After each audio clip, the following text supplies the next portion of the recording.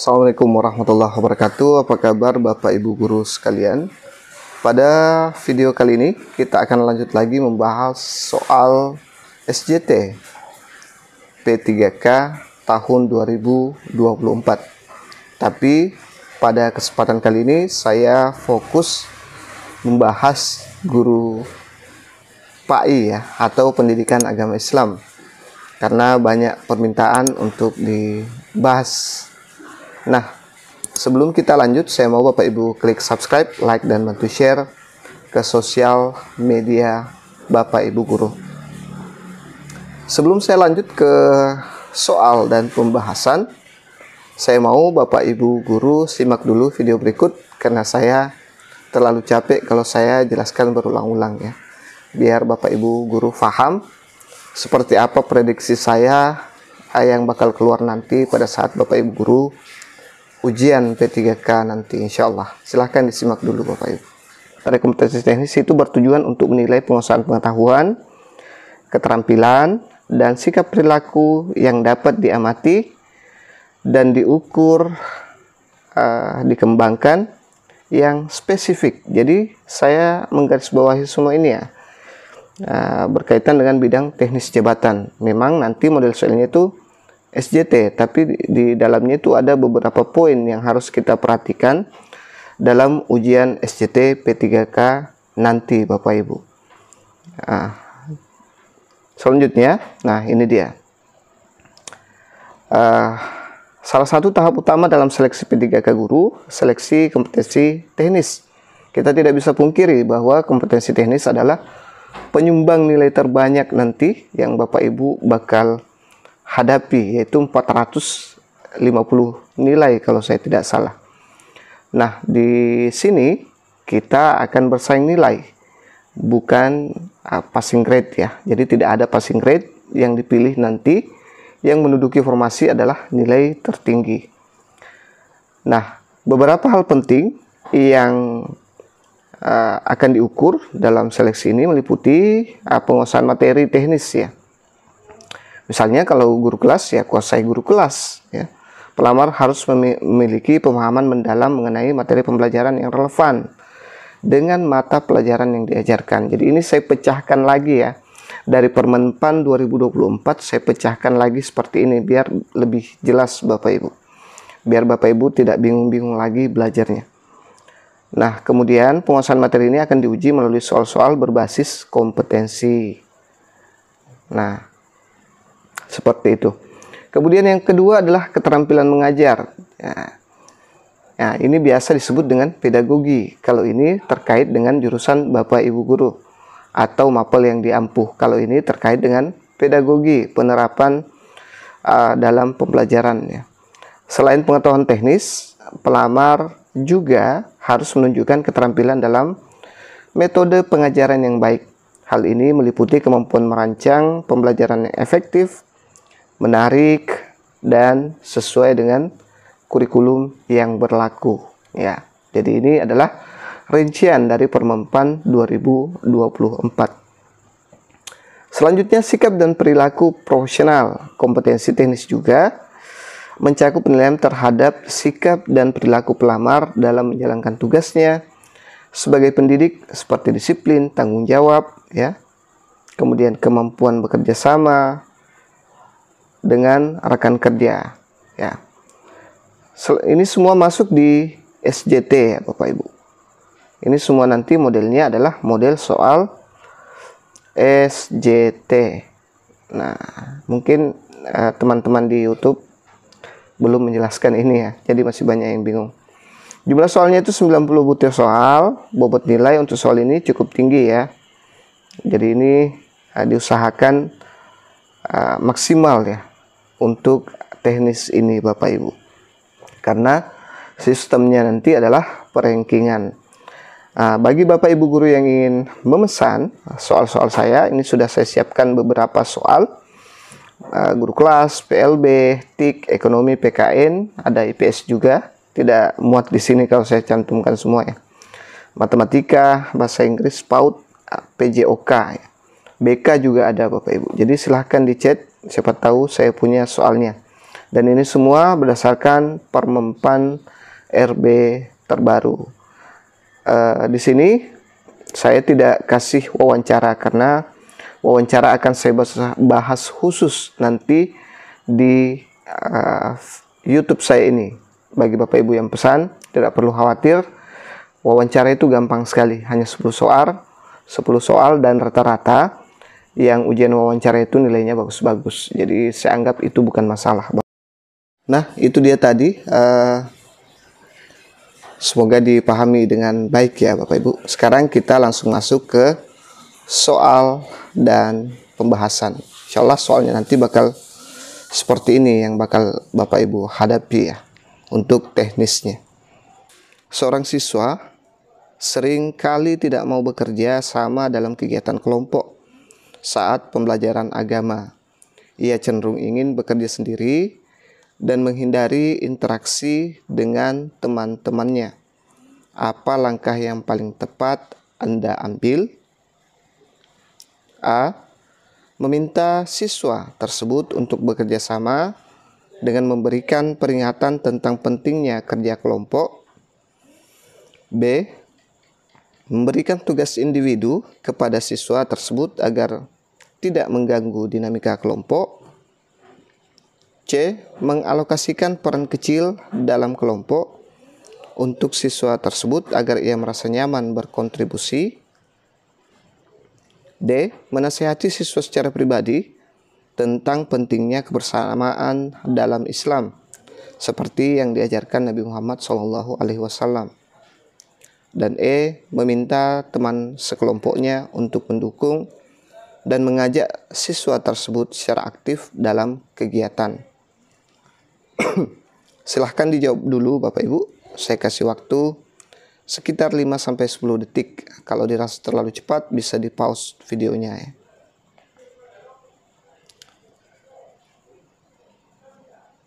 Baik, saya yakin Bapak Ibu sudah mengunci jawabannya. Kita lihat jawaban terbaik ya. Yaitu memberikan peran kecil, membantu siswa beradaptasi secara bertahap tanpa memaksa ya.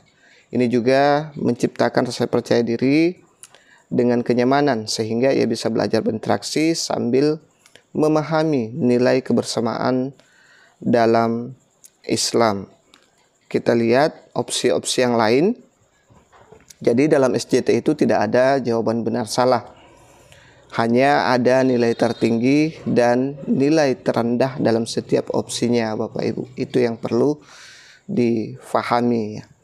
Ini adalah model PCK ya. Ini adalah soal sebenarnya yang menyangkut dengan PCK terkait teknis dan pedagogi Bapak Ibu guru. Itulah PCK yang modelnya dibuat dalam bentuk SJT.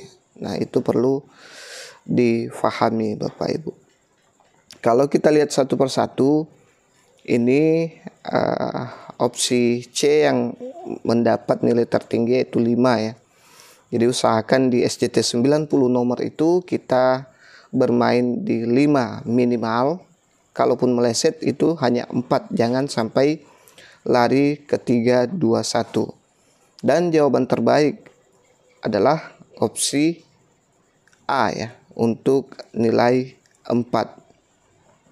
Meminta siswa tersebut untuk bekerja sama dengan memberikan peringatan tentang pentingnya kerja kelompok. Selain itu, nilai yang ada di sini itu nilai 1, 2, dan 3. Kalau ada kata kerja kelompok, itu biasanya nilainya tinggi, menggalakkan kerja kelompok.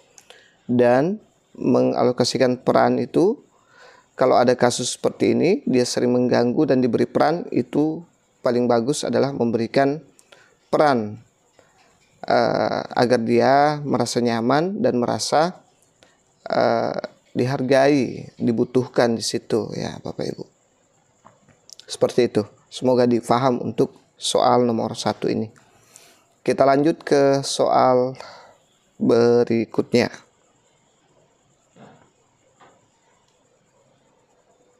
Anda melihat bahwa beberapa siswa sering mengobrol saat mendengarkan kultum di sekolah. Ketika ditegur, mereka berhenti sejenak, tetapi kemudian mengulanginya lagi di kesempatan lain. Bagaimana pendekatan terbaik Anda?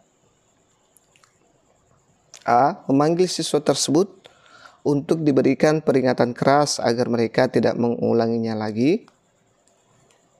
B. Mengajak mereka untuk membuat rangkuman isi kultum sebagai bentuk tanggung jawab atas apa yang mereka dengar. C. Memberikan kultum alternatif yang lebih interaktif seperti dialog atau cerita inspiratif. D. Meminta guru pembimbing untuk memberi penjelasan kepada siswa tentang adab mendengarkan ceramah. Dan E. Membagi kelompok diskusi setelah kultum untuk mendalami materi dan memberikan tanggapan. Silahkan dijawab.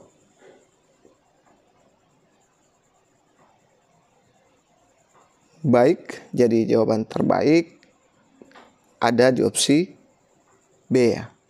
Dengan meminta mereka membuat rangkuman, siswa didorong untuk lebih fokus mendengarkan isi kultum.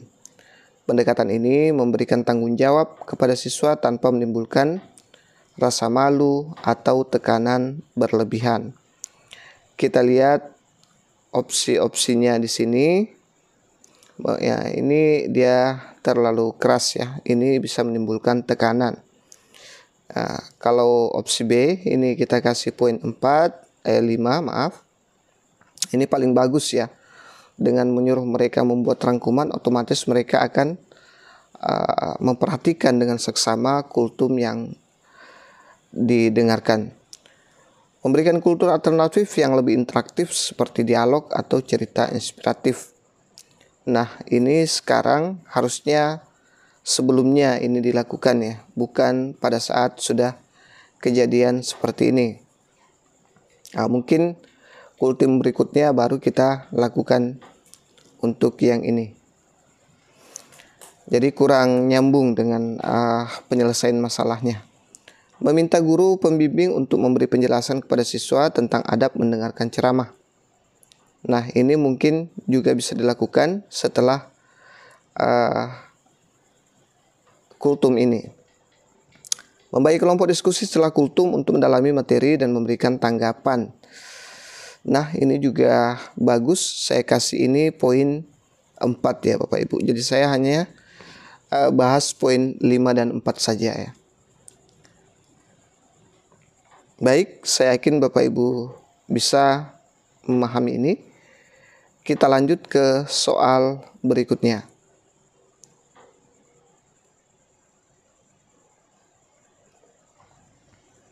Di sekolah Anda melihat ada perbedaan pemahaman antara siswa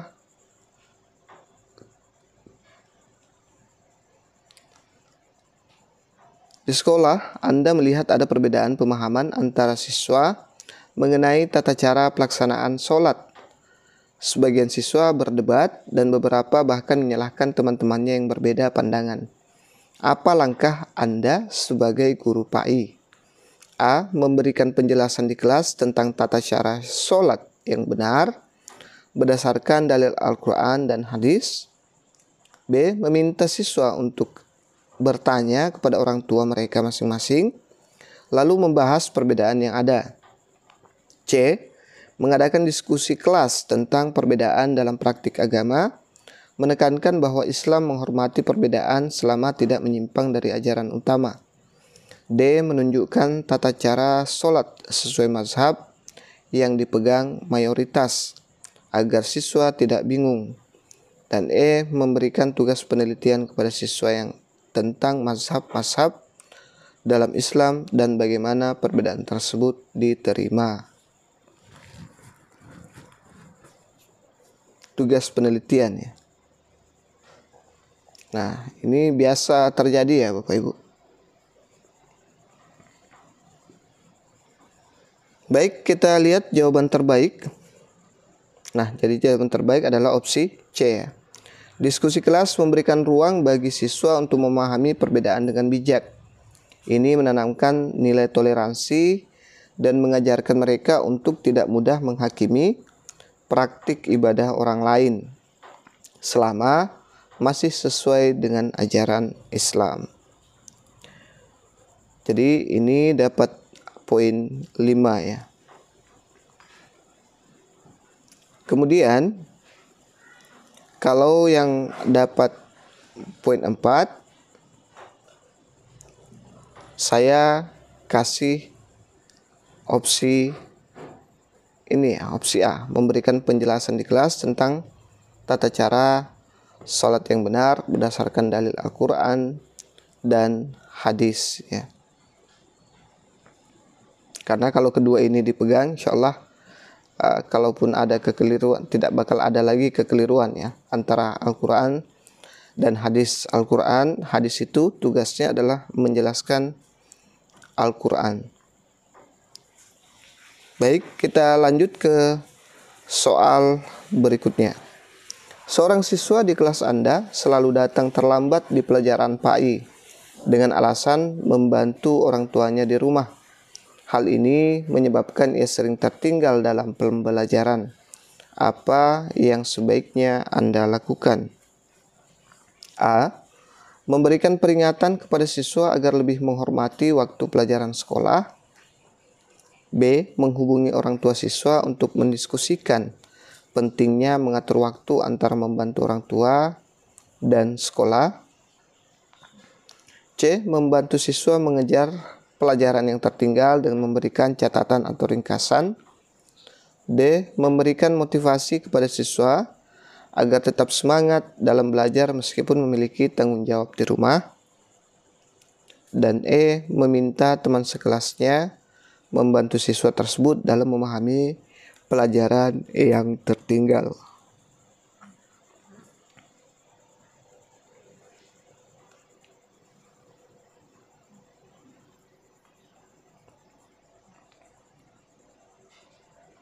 Baik, kita lihat jawaban terbaik.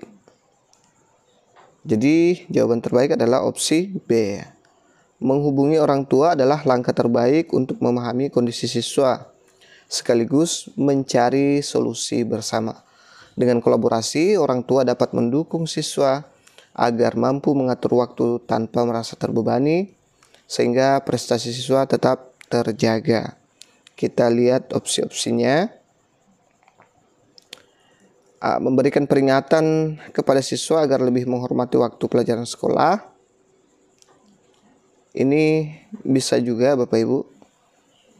Tapi yang terbaik itu adalah kita harus tahu kenapa, ada apa kondisi di keluarga dan rumahnya sehingga siswa ini bisa terlambat. Inilah solusi yang paling tepat ya, selalu terlambat ya.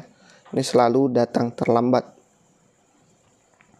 Saya pikir dia sudah memberikan peringatan ini ya. Tapi ada kata selalu di sini ya.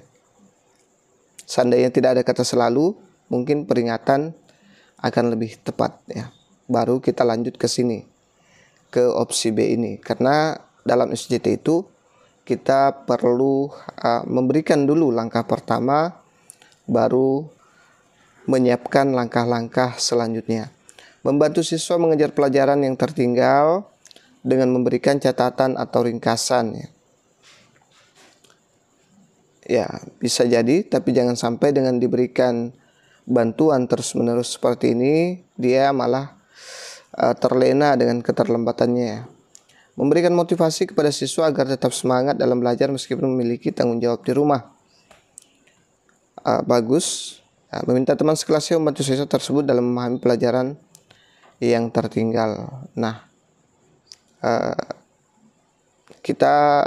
saya kasih opsi ini ya, opsi ke yang E, poin 4. Ini salah satu solusi yang bisa dilakukan, yaitu meminta teman sekelasnya membantu siswa tersebut dalam memahami pelajaran yang tertinggal, karena tutor sebaya juga sangat berpengaruh saat pembelajaran ya. Mereka tidak akan merasa tertekan, mereka tidak akan canggung ya. Nah, ini kita belum tahu apakah dia benar-benar melakukan tanggung jawab di rumah ya Bapak Ibu. Sebenarnya ini bagus, tapi kita tidak tahu apakah dia benar-benar melakukan tanggung jawab. Jangan sampai dia hanya tiap malam begadang hanya bermain game ya, seperti penyakit kebanyakan siswa sekarang. Baik, kita lanjut ke soal berikutnya.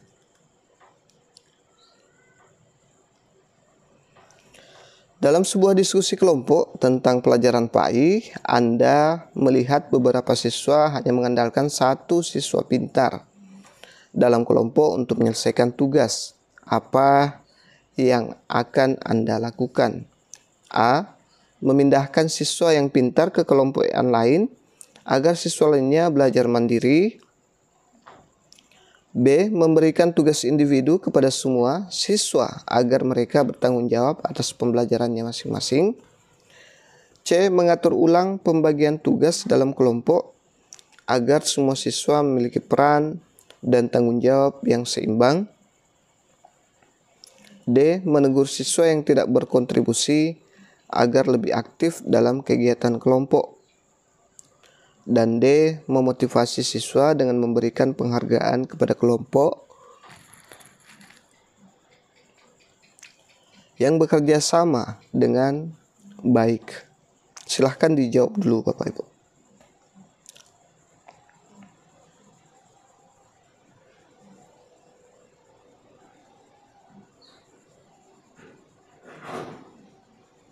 Baik, jadi jawaban terbaik ada di opsi C. Mengatur ulang pembagian tugas, memastikan setiap siswa berkontribusi sesuai kemampuannya. Ini menanamkan tanggung jawab, kerjasama, saling menghargai dalam kelompok ya. Dalam sebuah diskusi kelompok tentang pelajaran PAI, Anda melihat beberapa siswa hanya mengandalkan satu orang pintar saja untuk menyelesaikan tugas. Berarti ini adalah reflektif, seperti tips trik yang sudah kita bahas, yaitu melakukan tindakan reflektif. Jadi ini termasuk salah satu tindakan reflektif ya setelah pembelajaran. Memindahkan siswa yang pintar ke kelompok lain agar siswa lainnya belajar mandiri. Masuk akal juga. Mana tadi ya? Opsi C ya. Mengatur ulang pembagian tugas. Agar semua siswa memiliki peran dan tanggung jawab seimbang. Menegur siswa yang tidak berkontribusi agar lebih aktif dalam kegiatan kelompok. Memotivasi siswa dan memberikan penghargaan kepada kelompok yang bekerja sama dengan baik. Ini saya kasih opsi 4.4 ya Bapak Ibu. Kalau opsi B, memberikan tugas individu kepada semua siswa agar mereka bertanggung jawab. Kalau ini berarti kerja kelompoknya tidak jalan ya kalau kita melakukan hal ini, berarti kurang bagus nilainya. Oke, jadi opsi 5 dan 4 itu adalah opsi terbaik. Kita lanjut ke soal berikutnya. Bagi Bapak Ibu yang ingin memesan, silahkan chat di WA saya ya Bapak Ibu. Insya Allah soal ini paling minimal mirip-mirip ya dengan yang bakal Bapak Ibu guru hadapi nanti. Seorang siswa secara terang-terangan menolak mengikuti pelajaran praktik ibadah di sekolah karena alasan yang tidak jelas. Apa langkah terbaik yang Anda ambil?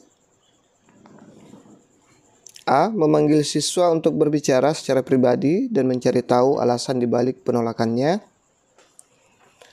B. Meminta siswa untuk tetap mengikuti pelajaran praktik meskipun ia tidak setuju.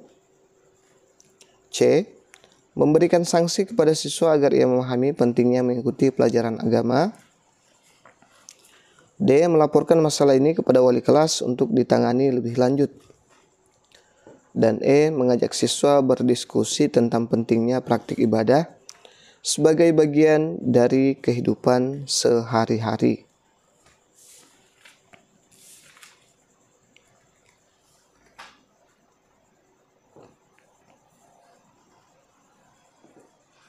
Baik, saya yakin Bapak Ibu Guru sudah mengunci jawabannya. Kita lihat.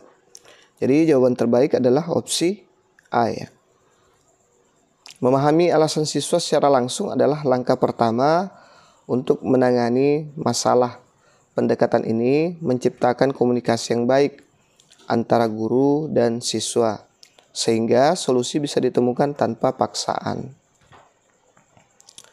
Kita coba lihat pilihan-pilihannya. Jadi yang sudah tonton tips trik kemarin, 11 tips trik itu pasti bisa langsung menjawab ini, karena ada soal yang mirip kemarin di sini ya, memanggil siswa untuk berbicara secara pribadi dan mencari tahu alasan dibalik penolakannya ya. Silahkan ditonton Bapak Ibu. Yang opsi B, meminta siswa untuk tetap mengikuti pelajaran praktik meskipun ia tidak setuju. Nah, ini nanti hasilnya bakal kacau Bapak Ibu, kurang bagus ya. Memberikan sanksi kepada siswa agar ia memahami pentingnya mengikuti pelajaran agama. Ini sama dengan pemberian hukuman. Saya sama sekali tidak menyarankan ada pilihan memberikan hukuman atau sanksi ya. Jadi dianggap kurang bagus. Melaporkan masalah ini kepada wali kelas untuk ditangani lebih lanjut.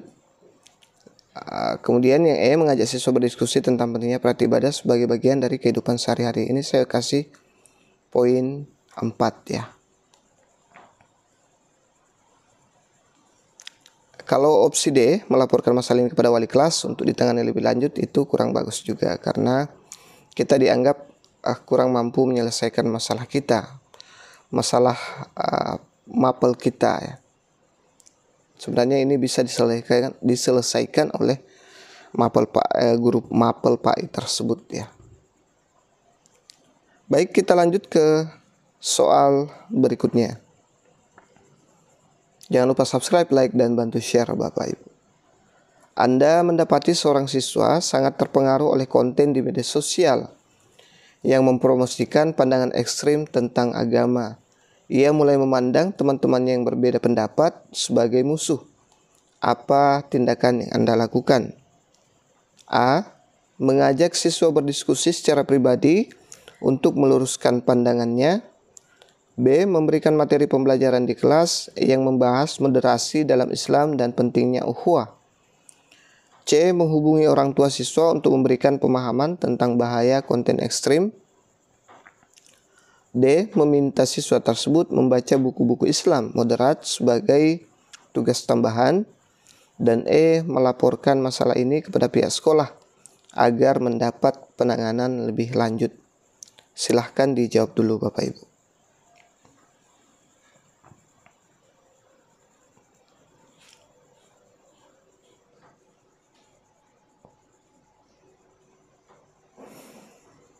Baik, kita lihat jawaban terbaik. Jadi jawaban terbaik ada di opsi B. Memberikan pembelajaran tentang moderasi Islam di kelas bermanfaat untuk semua siswa. Ini bisa mencegah pandangan ekstrim, berkembang, dan menanamkan pemahaman yang benar tentang ajaran Islam.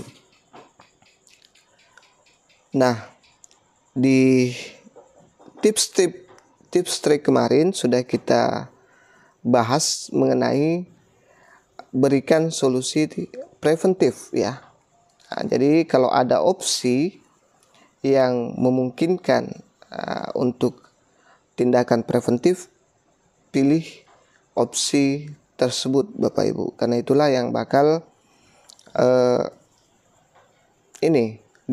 memberikan nilai tinggi daripada memberikan solusi. Preventif itu lebih tinggi nilainya dibanding menyelesaikan masalah saat masalahnya sudah berlarut-larut ya. Nah, kita lihat di sini opsi A, mengajak siswa berdiskusi secara pribadi untuk meluruskan pandangannya. Ini juga bagus tadi. Seperti opsi sebelumnya, ini saya kasih poin 4 ya. Tapi alangkah bagusnya kalau ada tindakan preventif, memberikan materi pembelajaran di kelas yang membahas moderasi dalam Islam dan pentingnya ukhuwah. Ini lebih ke arah tindakan preventif agar tidak terjadi hal-hal yang seperti ini. Menghubungi orang tua siswa untuk memberikan pemahaman tentang bahaya konten ekstrim. Ini kurang bagus ya. Masih bisa kok diselesaikan ini tanpa harus melibatkan orang tua dulu ya. Masih, kecuali kalau sudah berlarut-larut baru kita undang orang tua untuk berdiskusi. Meminta siswa tersebut membaca buku-buku Islam moderat sebagai tugas tambahan. Nah, ini bisa dilakukan setelah kita melakukan opsi B. Jadi jangan melangkahi opsi B ya. Jangan selalu melangkahi solusi yang ada. Usahakan langkah pertama dulu. Ini bisa dilakukan kalau sudah selesai di opsi B. Opsi E, melaporkan masalah ini kepada pihak sekolah agar mendapat penanganan lebih lanjut. Nah, jangan dulu ya. Sebaiknya kita lakukan itu setelah melakukan tindakan preventif. Dari ini berurut sebenarnya Bapak Ibu, ini 5, 4, kemudian ini opsi ketiga, ini, kemudian di sini baru setelah berbicara ke pihak sekolah baru lanjut ke orang tua, seperti itu. Jadi tidak boleh melangkahi solusi-solusi yang ada. Itu saja kuncinya Bapak Ibu. Langkah pertama ya. Yang sudah lihat di tips trik ada di situ tindakan preventif ya. Pencegahan. Kita lanjut ke soal berikutnya. Ketika mengajarkan materi tentang zakat, beberapa siswa tampak bingung tentang perhitungan dan jenis-jenis zakat. Apa pendapat terbaik untuk meningkatkan pemahaman mereka? Pendekatan, maaf ya. Ini sudah jam 12 Bapak Ibu, jadi agak goyang ya. Apa pendekatan terbaik untuk meningkatkan pemahaman mereka? A. Menjelaskan kembali materi secara rinci menggunakan contoh sehari-hari. B. Membuat tugas kelompok untuk menghitung zakat dari skenario yang disediakan.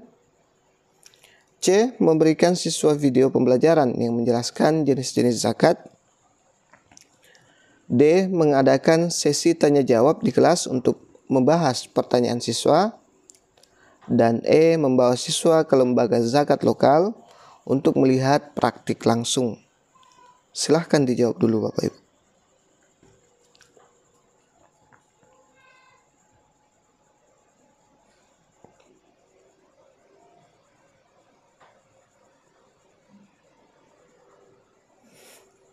Baik, jadi jawaban terbaik ada di opsi B ya.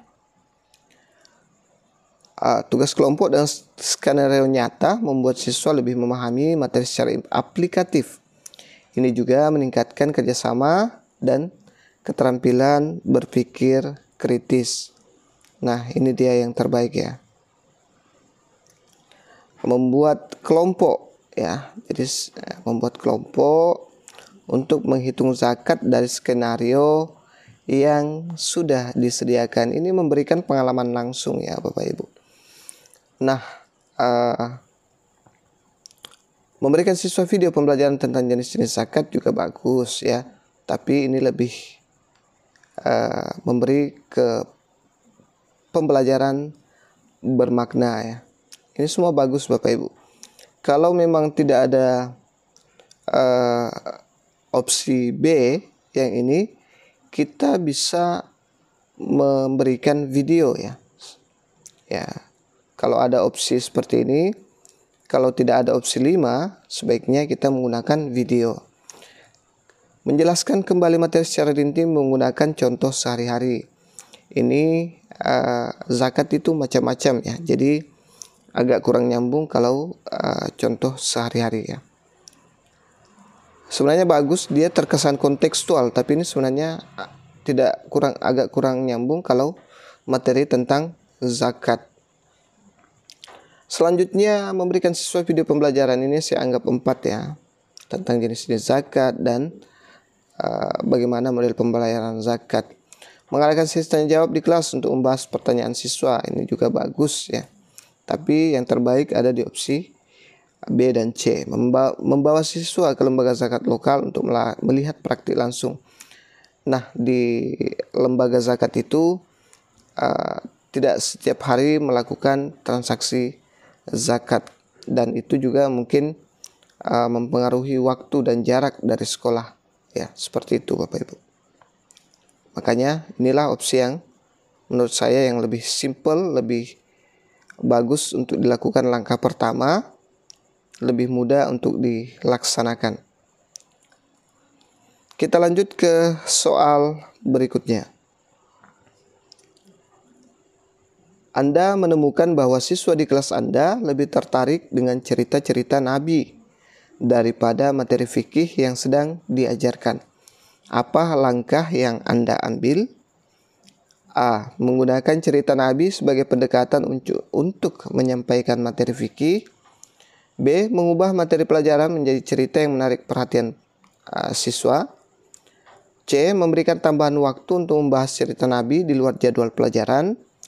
D. Menyesuaikan metode pembelajaran dengan preferensi siswa tanpa mengubah kurikulum. Dan E. Mengingatkan siswa tentang pentingnya memahami semua aspek agama, termasuk fikih. Silahkan dijawab dulu Bapak Ibu.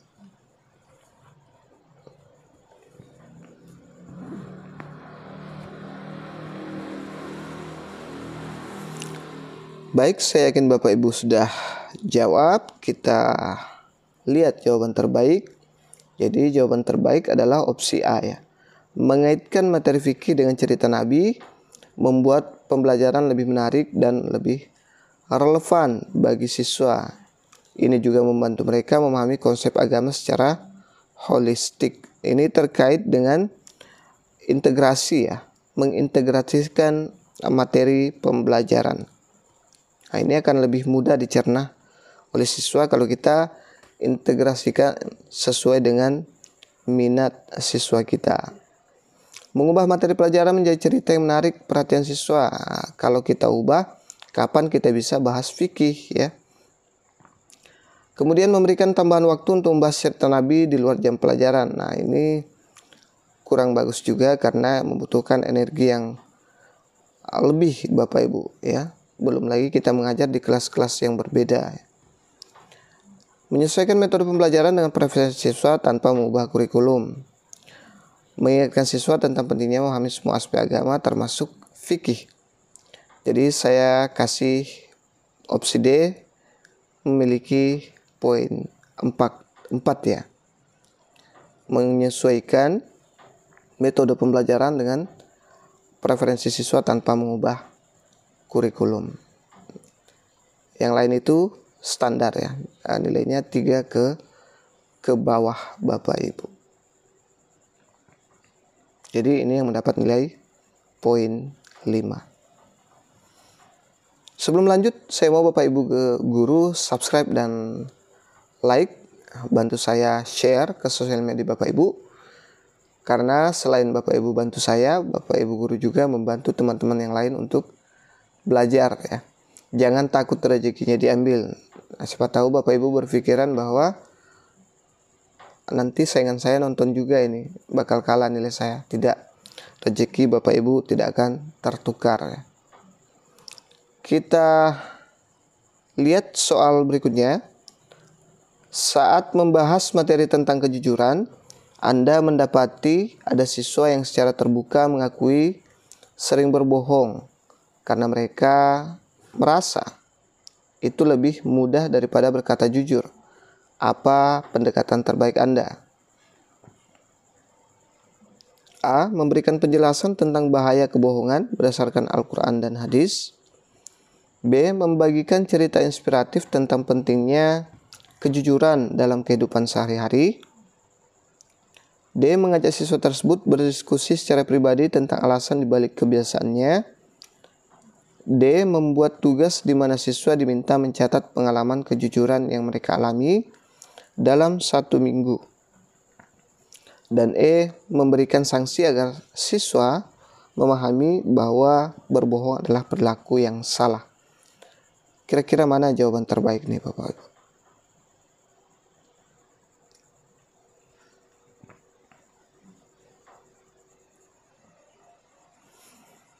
Baik, saya yakin Bapak Ibu guru sudah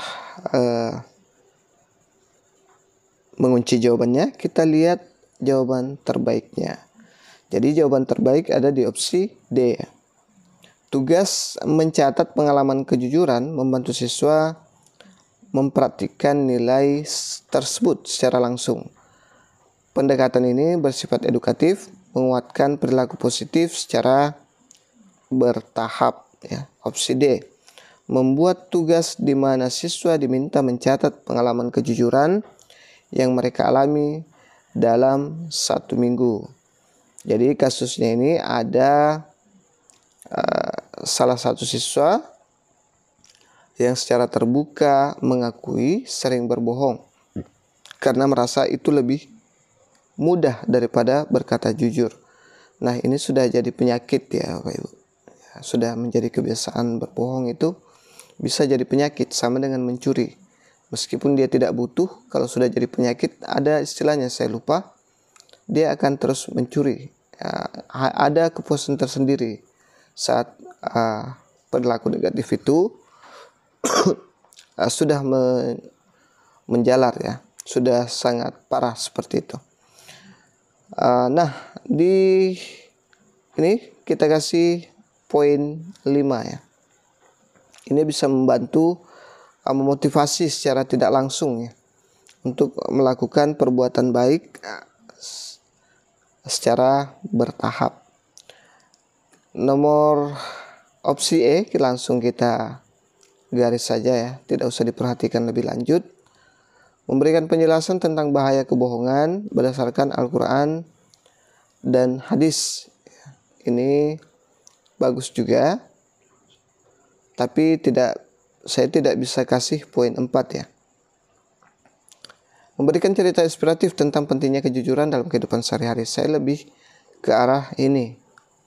Ini lebih menarik untuk siswa cerna dan mudah difahami.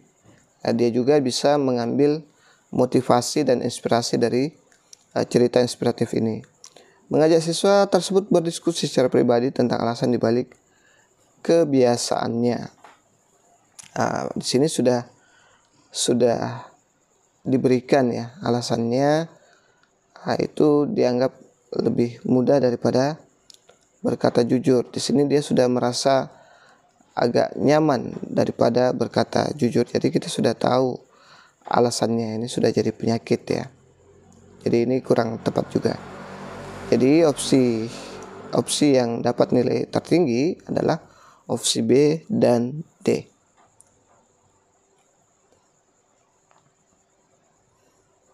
Kita lanjut ke soal berikutnya. Dalam sebuah diskusi tentang perbedaan mazhab, seorang siswa mengatakan bahwa hanya cara yang diajarkan oleh keluarganya yang benar, sedangkan cara lain salah. Bagaimana Anda menangani pernyataan ini? A. Menjelaskan bahwa Islam memiliki berbagai mazhab yang masing-masing memiliki dasar hukum yang kuat. B. Meminta siswa untuk tidak memaksakan pendapatnya kepada orang lain. C. Mengadakan pembelajaran khusus tentang perbedaan mazhab di Islam untuk meluruskan pemahaman siswa. D. Mengingatkan siswa bahwa perbedaan adalah rahmat yang harus diterima dengan lapang dada. Dan E. Mengundang ustadz atau narasumber untuk memberikan pemahaman yang lebih luas tentang mazhab. Silahkan dijawab dulu Bapak.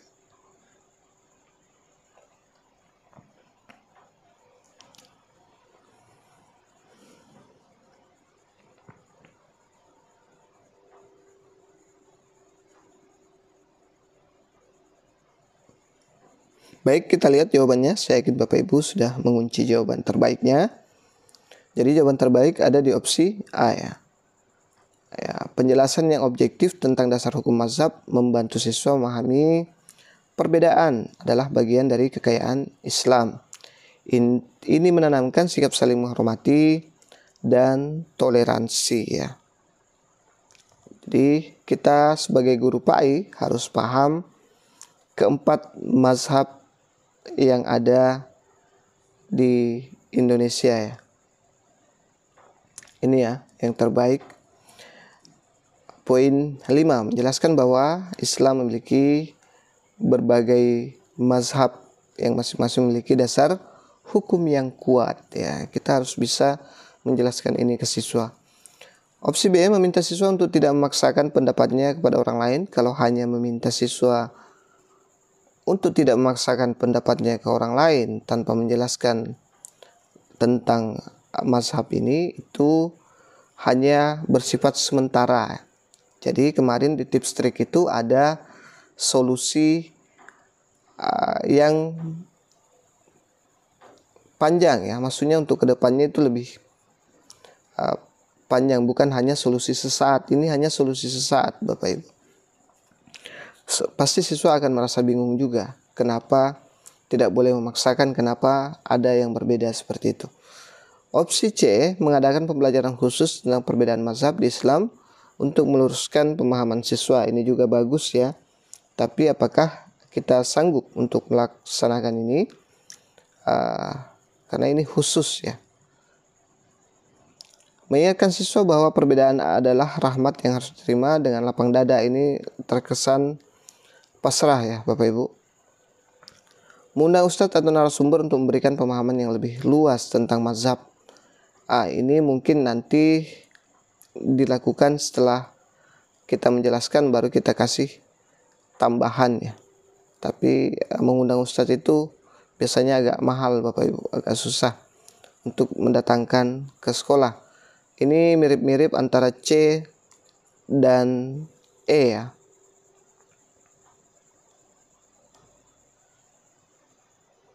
Jadi jawaban tertinggi kedua yang memiliki poin 4 yang bisa kita lakukan adalah opsi C. Mungkin bisa kita memberikan pembahasan khusus terkait 4 mazhab atau beberapa macam mazhab yang ada di Islam. Kita lanjut ke soal berikutnya. Tujuan pembelajaran, siswa dapat mengidentifikasi dan memahami pentingnya pembelajaran yang disesuaikan dengan kemampuan individu dalam Islam. Seorang siswa merasa kesulitan memahami pelajaran agama yang diajarkan dengan cara yang sama untuk seluruh kelas. Bagaimana Anda menjelaskan konsep pembelajaran berdiferensiasi dalam Islam? A. Dalam Islam, setiap orang memiliki kapasitas dan kemampuan yang berbeda.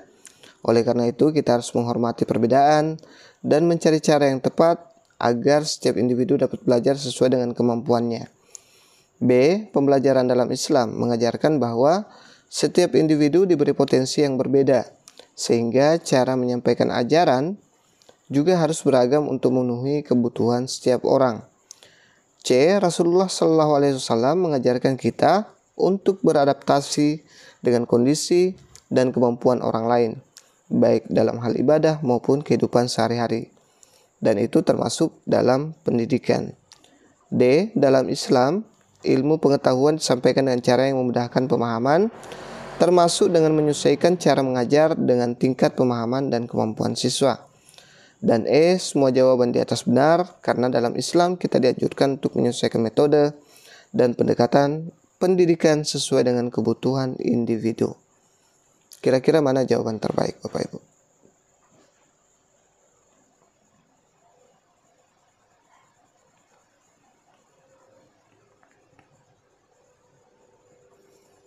Baik, jadi jawaban terbaik ada di opsi E ya.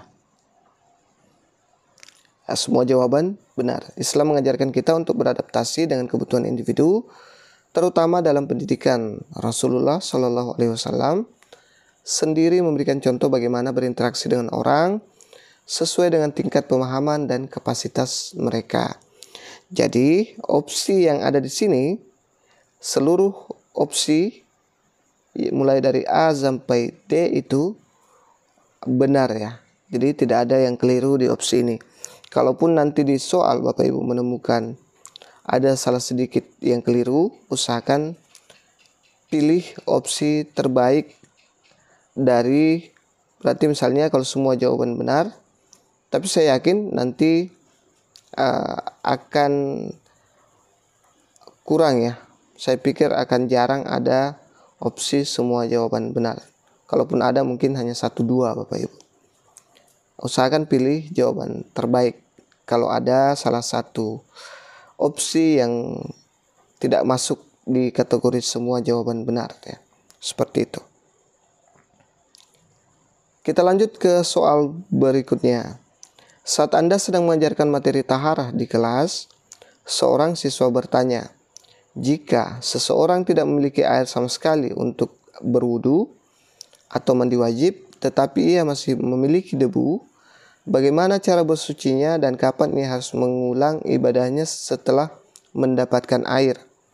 Setelah Anda memberikan penjelasan singkat di kelas, beberapa siswa terlihat kebingungan dengan konsep tayamum dan situasi darurat yang memperbolehkan seseorang tidak menggunakan air. Bahkan ada siswa yang memberikan contoh tambahan seperti, bagaimana jika hanya memiliki air tetapi jumlahnya sedikit dan dibutuhkan untuk minum?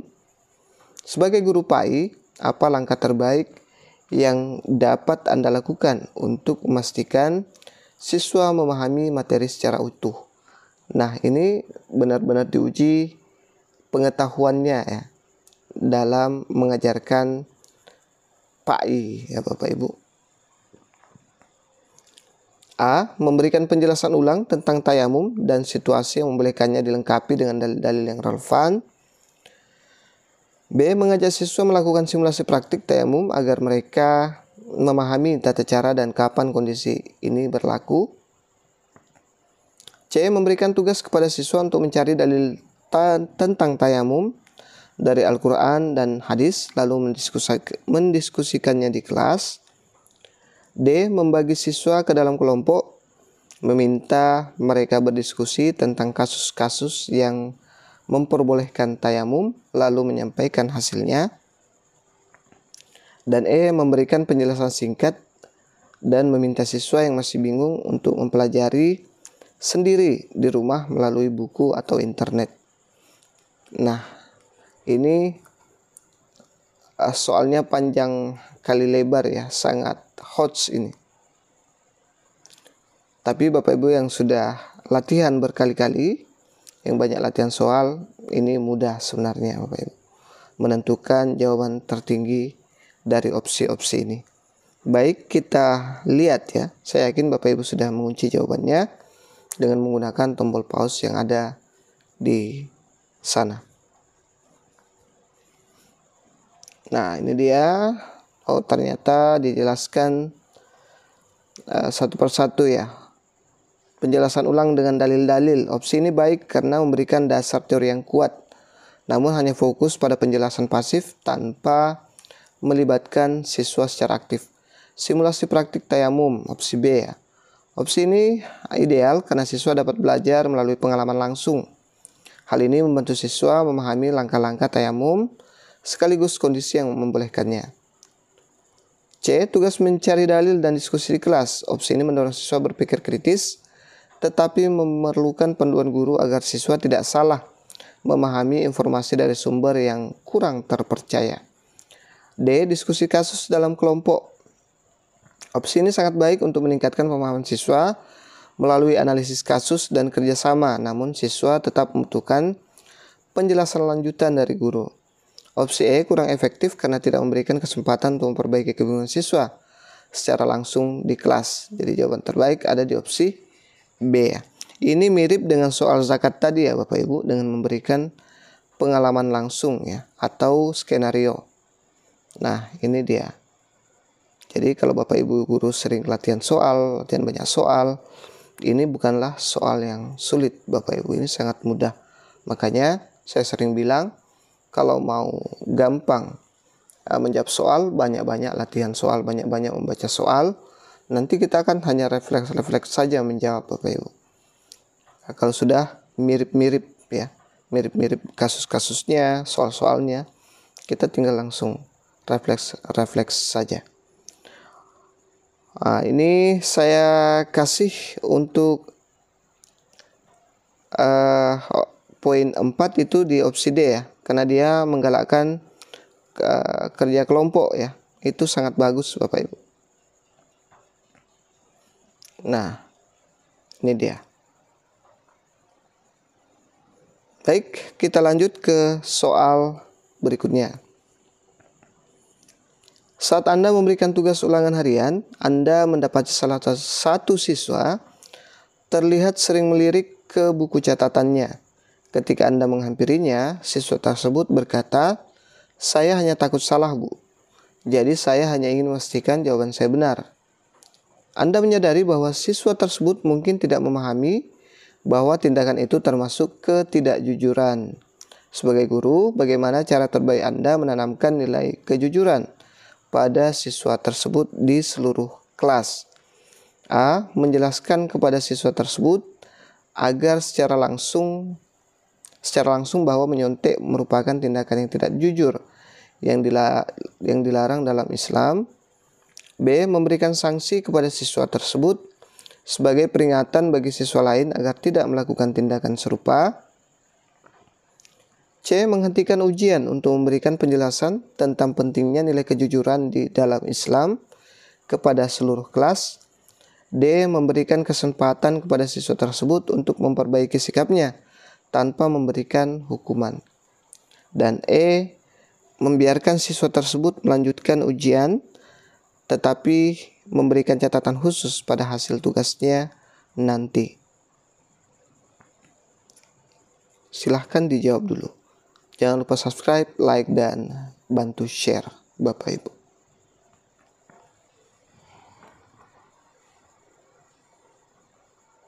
Baik, saya yakin Bapak Ibu sudah jawab. Kita lihat langsung jawaban terbaik. Jadi jawaban terbaik ada di opsi A ya.